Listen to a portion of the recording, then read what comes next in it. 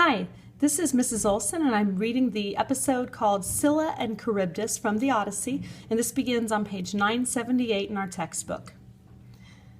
But scarcely had that island faded in blue air, than I saw smoke and white water with sound of waves in tumult, a sound the men heard, and it terrified them. Oars flew from their hands, the blades went knocking, wild alongside, till the ship lost way with no oar blades to drive her through the water.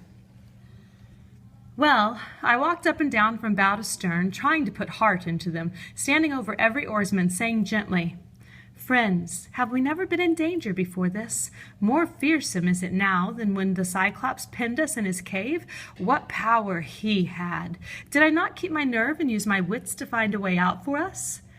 Now I say, by hook or crook, this peril too shall be something that we remember. Heads up, lads. We must obey the orders as I give them. Get the oar shafts in your hands and lay back hard on your benches. Hit these breaking seas. Zeus help us pull away before we founder. You at the tiller, listen and take in all that I say. The rudders are your duty. Keep her out of the combers and the smoke. Steer for that headland. Watch the drift, or we fetch up in the smother, and you drown us." That was all, and it brought them round to action. But as I sent them on towards Scylla, I told them nothing, as they could do nothing. They would have dropped their oars again in panic, to roll for cover under the decking. Circe's bidding against arms had slipped my mind, so I tied on my cuirass and took up 2 heavy spears that made my way along to the foredeck, thinking to see her first from there. The monster of the grey rock harboring torment for my friends. I strained my eyes upon the cliffside, veiled in cloud, but nowhere could I catch sight of her. And all this time, in travail, sobbing, gaining on the current, we rowed into the strait, Scylla to port, and on our starboard beam, Charybdis, dire gorge of the salt sea tide. By heaven, when she vomited, all the sea was like a cauldron, seething over intense fire, when the mixture suddenly heaves and rises. The shot spume soared to the landside heights and fell like rain. But when she swallowed the seawater down, we saw the funnel of the maelstrom, heard the rock bellowing all around, and dark sand raged on the bottom far below.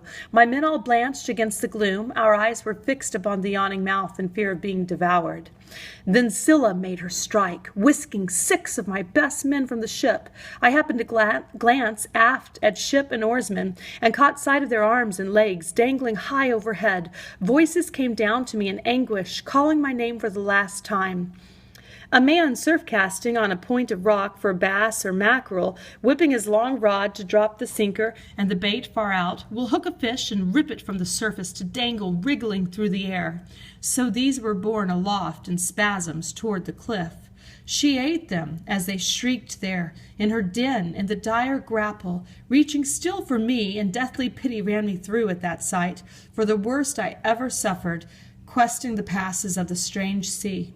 We rowed on. The rocks were now behind, Charybdis too, and Scylla dropped astern.